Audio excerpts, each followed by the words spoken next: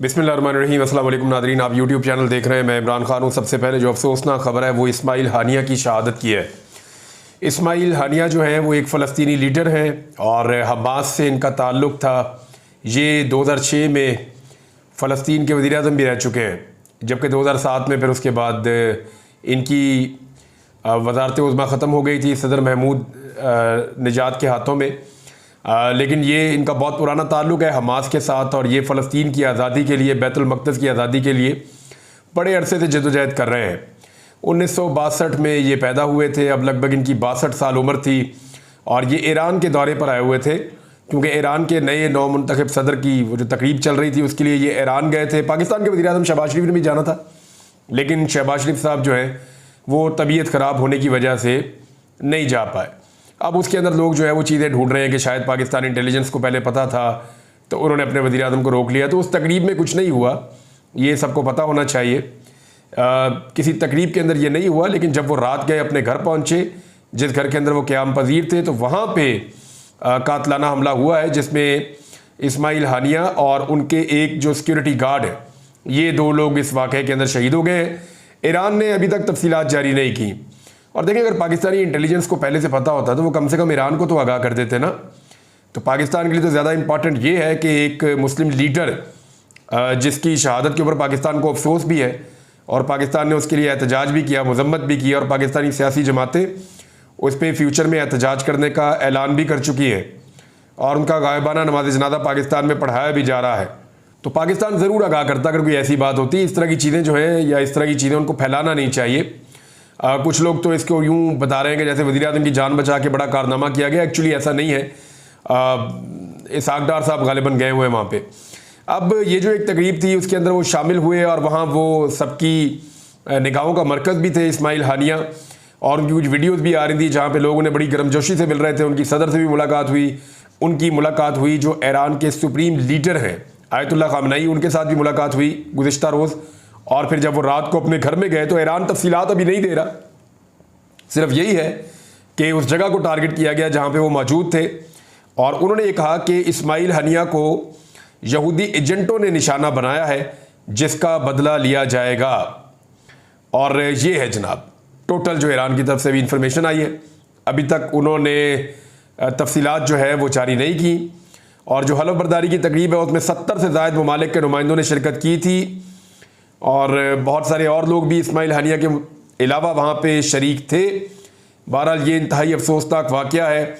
इस्माइल हानिया की बड़ी खिदमात हैं फ़लस्तीन के लिए और वो हमेशा से मुज़ामत के साथ साथ मफामत की बात भी करते थे। उन्होंने अमरीकी सदर को ख़त भी लिखा था बतौर वज़ीर-ए-आज़म, और वो ये चाह रहे थे कि अमेरिका रोल जो अगर प्ले करना है तो फिर इस तरह का प्ले करे ना कि फ़लस्तीन को एक रियासत के तौर पर तस्लीम किया जाए। लेकिन अमेरिका ने उनके ख़त को नज़रअंदाज किया था। अब ईरान ये कह रहा है कि वो इसका बदला लेगा और ज़रूर लेगा। लेकिन इस वक्त एक डेवलपमेंट और हुई है जो बहुत बड़ी डेवलपमेंट है फ़लस्तीन को लेकर। बैरूत में जो कि दारुल हुकूमत है लबनान का, वहाँ पे एक अटैक हुआ है और हिज़्बुल्लाह के एक बहुत बड़े कमांडर फवाद शुक्र, उनको भी शहीद कर दिया गया है। और ये हिज़्बुल्लाह के जो सरबराह हैं हसन नसरुल्लाह, उनके फ़ौजी मुशीर हैं। इनका पूरा नाम है सैयद मोहसिन फवाद शुक्र और इनके सर के ऊपर अमेरिका ने $50 लाख का इनाम भी रखा हुआ था। इनको लबनान के दारुल हुकूमत बैरूत के अंदर एक अटैक हुआ और उस अटैक के अंदर इनको शहीद कर दिया गया और इसकी अब कन्फर्मेशन आ रही है। तो ये 2 बहुत बड़े वाक़यात हैं। ईरान को ये देखना पड़ेगा कि इससे पहले ईरानी मिलिट्री से वाबस्ता लोगों को कत्ल किया गया और फिर ईरानी सदर जो है उनको एक हेलीकॉप्टर हादसे के अंदर वो शहीद हो गए और उस पर भी शकूक शुबहात का इजहार किया जाता है। फिर ईरान के अंदर बार बार अटैक होते हैं और अब जो है वो ईरान के अंदर एक मेहमान शख्सियत आई थी और ये बहुत बड़ी शख्सियत है। देखें, इन्होंने अपने 3 बेटे इनके शहीद हो चुके हैं, एक बहन इनकी शहीद हो चुकी हैं, एक बेटी इनकी शहीद हो चुकी है इस्माइल हानिया की, और 3 पोते और एक पोती भी शहीद हो चुकी है। तो बहुत करीबी लोग इनके ख़ानदान के शहीद हुए और अब तक की इतला के मुताबिक जो मुकम्मल तफसीलात हैं उनमें 60 के करीब अफराद इस्माइल हानिया अपने ख़ानदान के शहीद करके दफन करवा चुके हैं और दोहा में फिर ये मौजूद थे। अब इनको दोहा में इनकी तदफीन की जाएगी। बहरहाल ईरान ने कहा कि हम इसका बदला लेंगे। तो ईरान के अंदर ये बहुत बड़ा सिक्योरिटी ब्रीच है और इस पे ईरान काफ़ी गुस्से में भी है। अब देखते हैं कि इसमें आगे क्या मामलात होते हैं, हम आपके साथ शेयर कर देंगे। अगली जो बड़ी खबर है वो पाकिस्तान के अंदर से है और वो एक बहुत बड़ा पोल खुल गया पाकिस्तान में जो कि नवाज शरीफ से मुताल्लिक है। मैंने आपको इस हल्के के बारे में पहले बहुत कुछ बताया था। जो हज़ारा में नवाज शरीफ की सीट है वो इतनी बुरी तरह हारे और हज़ारा के लोग ऐसे डट कर खड़े हो गए कि उन्होंने कहा जी ये सीट तो हमने जीतने वाले को देनी है। तो जो मियां नवाज शरीफ साहब को हज़ारा में शिकस्त देने वाले उम्मीदवार थे, पाकिस्तान तहरीक इंसाफ की हमायत याफ्ता, वो सीट उनको मिल गई और नवाज शरीफ साहब को इबरतनाक शिकस्त हुई हज़ारा से, जहाँ से वो बहुत लंबे अरसे से जीतते चले आ रहे हैं। क्योंकि उनके दामाद कैप्टन सफदर का ताल्लुक हज़ारा से है, तो इसलिए हज़ारा के लोग नवाज शरीफ साहब को वोट डालते थे। उन्होंने हज़ारा मोटरवे भी बनाई। हज़ारा के अंदर मियाँ साहब का इंटरेस्ट हमेशा से रहता था। तो हज़ारा डिवीज़न जो है वो खैबर पख्तूनख्वा में PMLN का सबसे मजबूत एरिया समझा जाता था, लेकिन वहाँ नवाज शरीफ साहब को बदतरीन शिकस्त हुई। लेकिन लाहौर में मियाँ नवाज शरीफ साहब की जो बदतरीन शिकस्त हो उसको कैसे जीत में बदला गया, इसके पोल बार बार खुलते हैं। अब एक नई तहकीकाती रिपोर्ट आई है और ये पत्तन की रिपोर्ट है, आलमी इदारा है। वो क्या बता रहा है इस हवाले से? पत्तन की रिपोर्ट ये कह रही है कैटेगोरिकली, बड़ा क्लियरली, कि नवाज शरीफ ने धांधली से कौमी असम्बली की सीट जीती है, जिस सीट पर वो कौमी असम्बली में इस वक्त मौजूद है। और लाहौर का हल्का है NA 130। इसमें पंजाब की इंतखाबी तारीख की बदतरीन धांधली बेनकाब हुई है। फार्म 45 में हारे हुए नवाज शरीफ को फार्म 47 में कैसे जितवाया गया? पत्तन की रिपोर्ट ने इंतखाबी नताइज पर बहुत बड़े बड़े सवालात खड़े कर दिए हैं। पत्तन ने अपनी तहकीकाती रिपोर्ट में अहम इंकशाफात किए हैं। रिपोर्ट में कहा गया कि नवाज शरीफ को जितवाने के लिए इंतखाबी अमले ने जाली फार्म 47 बनाए, जिससे जमा कराए गए फार्म 47 में गैर मामूली तदादात पैदा हो गए। यानी जो फार्म 47 बनाया गया नवाज शरीफ साहब की जीत के लिए, वो फार्म 45 की बुनियाद पे बनाया गया। लेकिन फार्म 45 के अंदर जो कुछ किया गया और फार्म 47 के अंदर जो कुछ किया गया, उसकी कहीं और मिसाल नहीं मिलती। मैं आपको कुछ चीज़ें बताता हूँ। नॉर्मली जो इलेक्शन के अंदर टर्न आउट रहता है वो 40-50% के पास रहता है। कम हो जाए तो 35%, ज़्यादा हो जाए तो 50 या 55%। इससे ऊपर पाकिस्तान में इलेक्शन का टर्न आउट होता नहीं है, इससे ज़्यादा लोग निकलते नहीं हैं। टर्न आउट का मतलब ये है कि एक हल्के का टर्न आउट ये होता है कि कितने लोग हैं टोटल वोटर। फ़र्ज़ करें एक हल्के में 3 लाख वोटर हैं। अगर 1.5 लाख वोटरों ने वोट डाला तो इसका मतलब है कि वहाँ पे जो टर्न आउट है वो 50% रहा।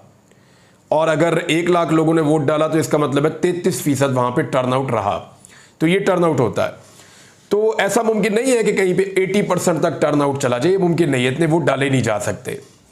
तो रिपोर्ट के मुताबिक जो बाद में फार्म 45 जारी किए गए या जो गेम डाली गई, उसमें जो नवाज शरीफ साहब के हल्के में 90 से लेकर 102% तक टर्नआउट दिखाया गया।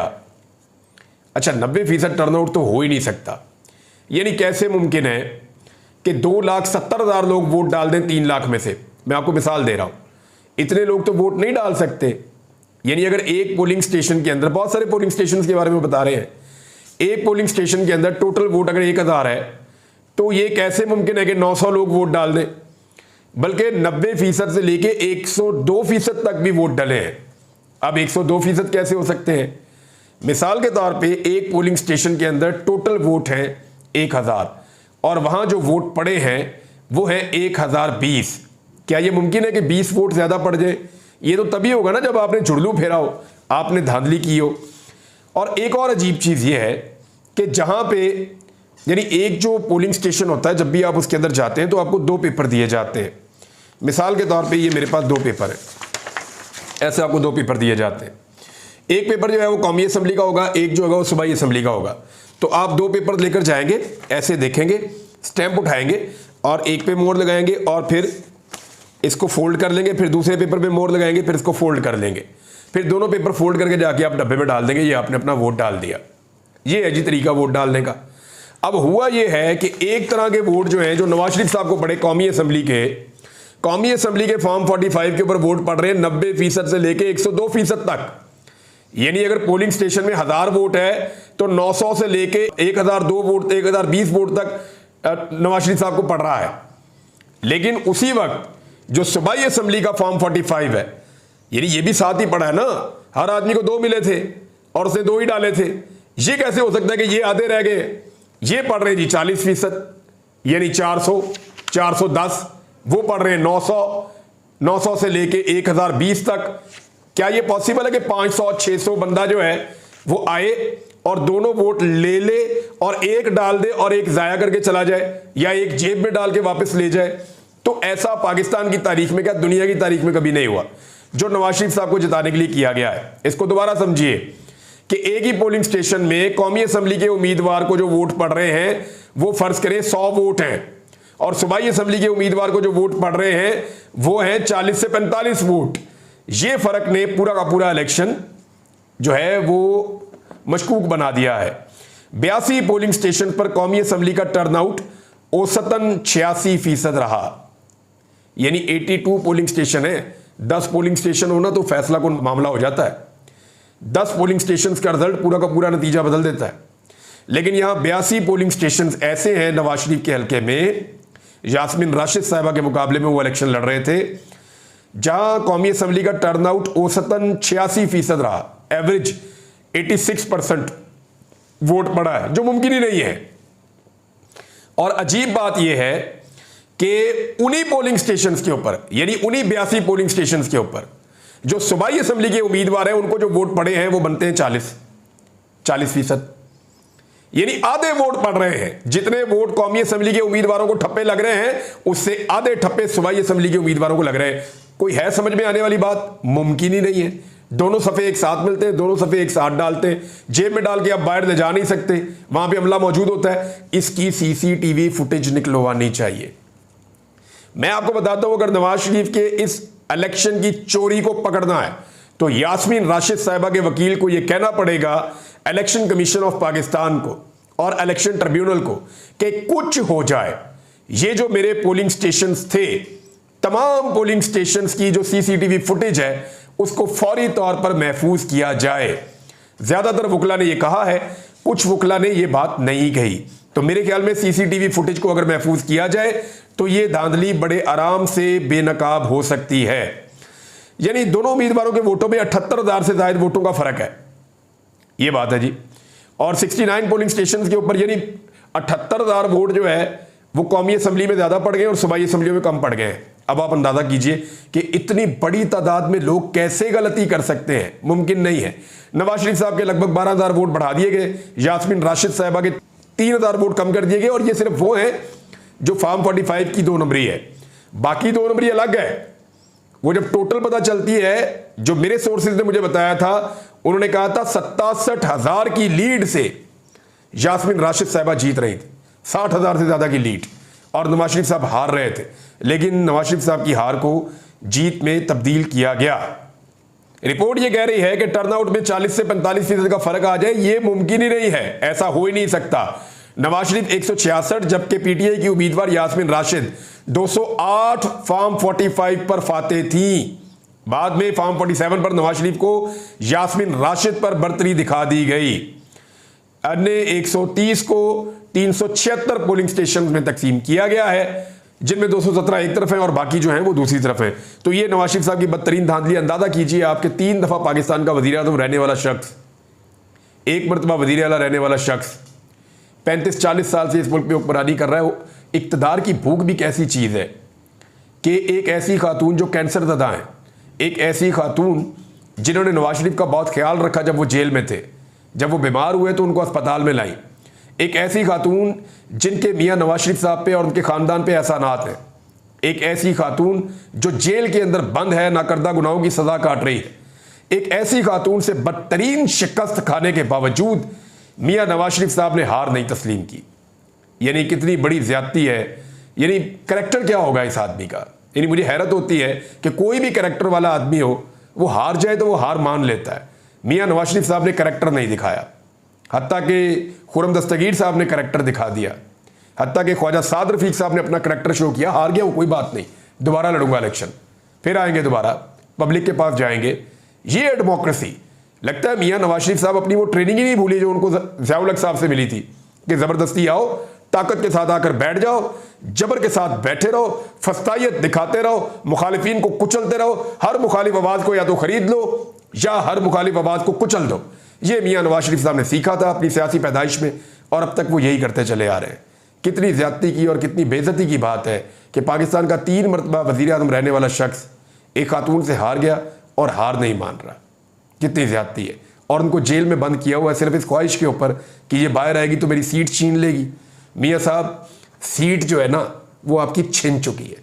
जिस दिन ये मामला अदालत में गया आप फारग हैं, क्योंकि आप कुछ भी कर लें, जिस तरह की आपको बदतरीन शिकस्त हुई है, इलेक्शन कमीशन ने आपको जिताया भी इस अंदाज में है। जिनके ऊपर आप इन्हिसार कर रहे थे ना, उन्होंने आपको इस गंदे तरीके से जिताया है कि आपकी जीत कभी भी हार में बदल सकती है और ये सब कुछ एक्सपोज हो जाएगा। और जब आप बाद में एक्सपोज होंगे तो फिर आपके पास पछताने के अलावा कोई और रास्ता नहीं होगा। इज्जत का रास्ता यही था मियाँ साहब, जो आप बार बार शेर सुनाते होते थे कि जीना अगर जिल्लत से हो तो मरना अच्छा। यानी अगर इतनी जिल्लत वाली जीत मिल रही है तो इससे बेहतर है कि आप हार तस्लीम कर लेते और इज्जत के साथ हार जाते। लेकिन मियाँ साहब, लगता नहीं कि आपने कुछ सीखा है। नादरीन, रऊफ हसन साहब को एक और मुकदमे में गिरफ्तार कर लिया गया है। वो अपनी जमानत के लिए आए थे, लेकिन एक अजीबोगरीब मुकदमा डाल दिया गया। पाकिस्तान तहरीक इंसाफ के वकला के मुताबिक 3 लाख रुपया रऊफ हसन साहब ने दिया जी अहमद जंजुआ साहब को। अहमद जंजुआ साहब Pakistan Tehreek Insaf international social media के वो कोऑर्डिनेटर हैं। तो उनको जो है वो 3 लाख रुपया दिया। उनको इससे पहले पकड़ा हुआ था कि जी इनसे डेटोनेटर्स, बम बनाने का सामान और क्लाशनकोव गोलियां, पता नहीं क्या कुछ उनके बैग से बरामद हो गया था। हालांकि उनको घर से उठाया गया था और ये कहा गया कि रास्ते में ये मिले और इनसे ये चीज़ें बरामद होगी। उनकी तो जनाब जो जुडिशल होकर चले गए। लेकिन अब उसमें रऊफ हसन साहब को, जिस झूठे मुकदमे में पहले एक बंदे को फंसाया, अब उस झूठे मुकदमे में रऊफ हसन साहब को यह कहकर डाल दिया कि इन्होंने 3 लाख रुपया दिया उसको ये दहशतगर्दी का सामान लाने के लिए। 75 साल 70 साल के बुजुर्ग हैं, इतनी ज़्यादा उनकी उम्र है। वो बेचारे सिर्फ आज़ादी इज़हार राय की बात करते हैं, बोलना चाहते हैं अपने मौक़िफ़ के मुताबिक। माजी में भी लोग बोलते रहे हैं। तो यहाँ मैं वैसे ये देखता हूँ कि नवाज शरीफ बोले, फजल रहमान बोले, अयाज सादिक बोले, आसिफ अली जरदारी बोले, ताकतवर लोग बोले तो कोई बात नहीं। जैसे ही कोई ऐसा आदमी बोले जो पढ़ा लिखा है, ऐसा आदमी बोले या मिडिल क्लास या अपर मिडिल क्लास की नुमाइंदगी करता है, तो उसको पकड़ के फ़ौरन अंदर डाल दिया जाता है। वो पाकिस्तान में रूल ऑफ लॉ फिर कहाँ है? क्या हम सबके लिए एक जैसा पाकिस्तान है? ये चीज़ें देखने के बाद तो नहीं लगता। कुछ चीज़ें आपके साथ शेयर करते हैं अगले वीलॉग में। अब तक के लिए इतना ही, अपना ख्याल रखिएगा, अपने इस चैनल का भी। अल्लाह हाफिज़।